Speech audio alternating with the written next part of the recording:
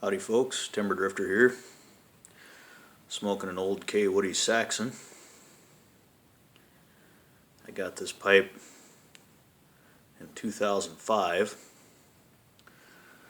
from an old Rexall drugstore in my hometown that was changing ownership and they were selling off all the old stock. I paid $1 for this.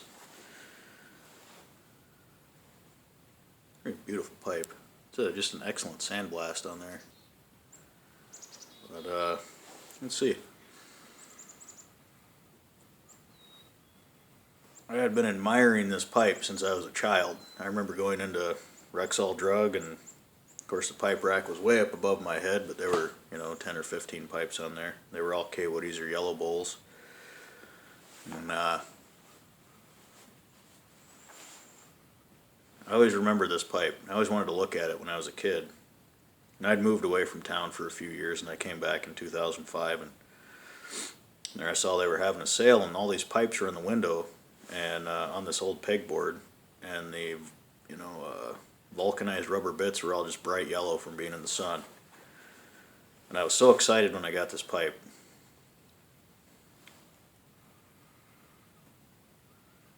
And I smoked the heck out of it with Lane 1Q and what I'm smoking right now, McClellan Best of Show.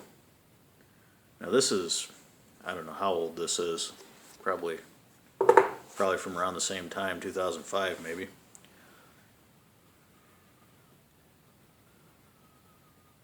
But I was in my storage unit the other day and I was pulling stuff out I haven't seen for years, and a handful of pipes and a little box full of tobacco, mostly aromatic tobacco, and some older McClellan blends that were unopened that I had no memory of having. So I'll make a few videos when I open those tins.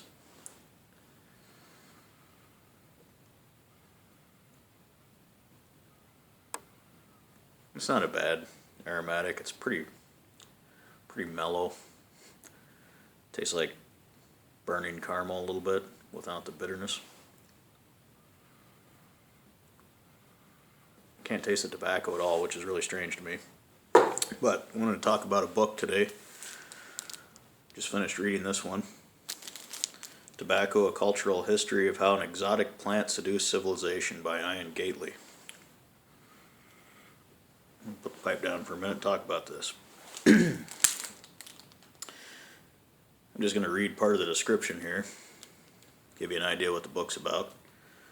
In Tobacco, Iain Gately charts the epic history of humanity's fascination with our favorite recreational drug, from its obscure beginnings among the ancient civilizations through its rise to global prominence, to its embattled state today. Gately argues that it was the driving force behind the development of global trade, as the foundation of the Dutch mercantile empire, the fulcrum of the African slave trade, and the financial basis for our victory in the American Revolution. He also traces the global evolution of the plant's use, how the sacred calumet of the Plains Indian tribes became adopted by samurai warriors in Japan, how Napoleon's armies spread the cigarette as they conquered the European continent, and how purveyors developed filter tips and mentholated cigarettes in the late 20th century as the detrimental health effects became increasingly known. Tobacco takes you inside the palaces of Ottoman sultans, the back rooms of Hollywood studios, and the clandestine laboratories of cigarette companies to explore the variety of roles tobacco has played throughout its history. Spiritual messenger, sexual ambassador, medicinal cure-all, and ultimately carcinogenic assassin. As each phase of the plant's emergence, Gately brings to life the colorful cast of characters responsible for changing these perceptions. From the gods of the ancient Maya to the Marlboro Man, from pipe-smoking pioneer Sir Francis Drake to anti-smoking crusader Surgeon General C. Everett Koop. From sophisticated courtier Beau Brummel to cigar aficionado Bill Clinton. Witty, informed, erudite, tobacco is a vivid and provocative look into the complex and controversial history of a precious plant that has changed the world forever. And then there's a little picture of the author smoking a cigar. Now, this is a really interesting book. And I was, it's pretty detailed. It's pretty heavily detailed. which can make it pretty difficult to read in places. And I actually ended up skipping over certain parts and coming back to them later. But I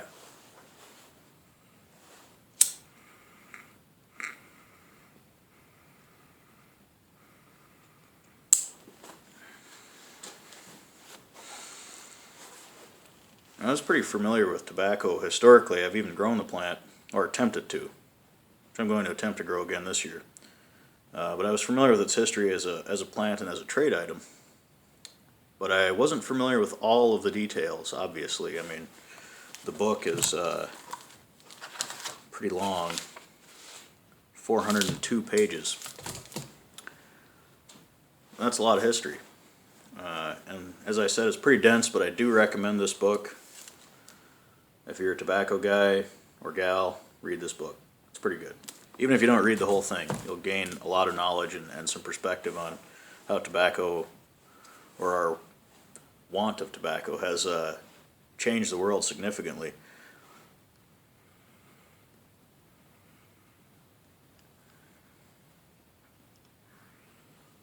Hard to talk and smoke at the same time.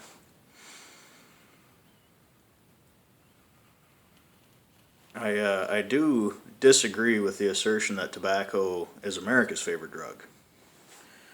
I think alcohol is America's favorite drug.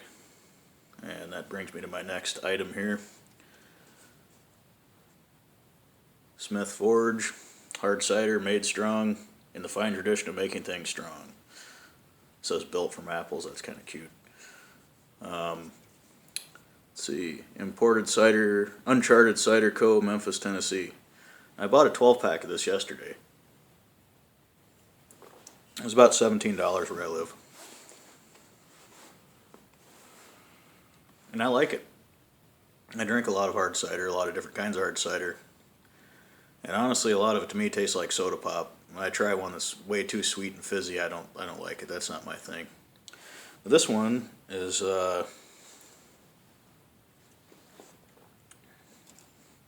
it's got a lot of body to it. And it feels big in the mouth. It's not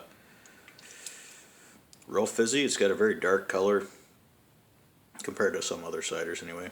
And the scent and the flavor are excellent. So it's not too sweet, it's not too fizzy.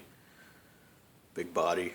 And it's got a hint of sour, but it's not too sour. It's not like tart, it's just sour.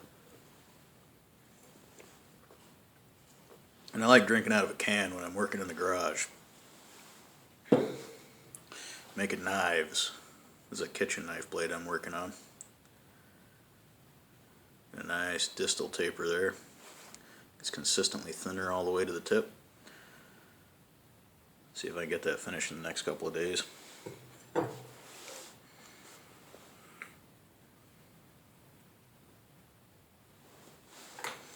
Yep, can't keep the pipe lit and talk.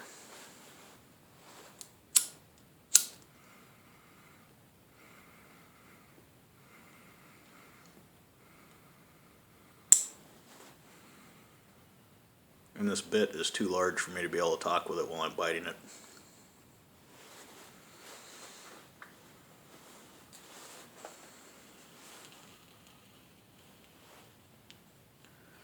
Yeah, pretty good smoke. Brings back a lot of memories. It's been at least 5 years since I smoked this tobacco or this pipe.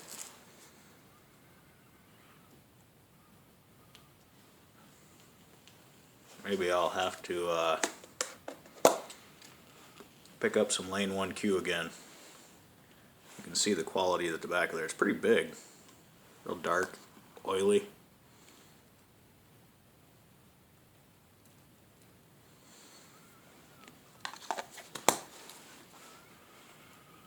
So this has been open for a long time, since 2006 probably, and it's moist. And that's a sign that I probably don't want to smoke this, but just have one or two rolls, just for the memories.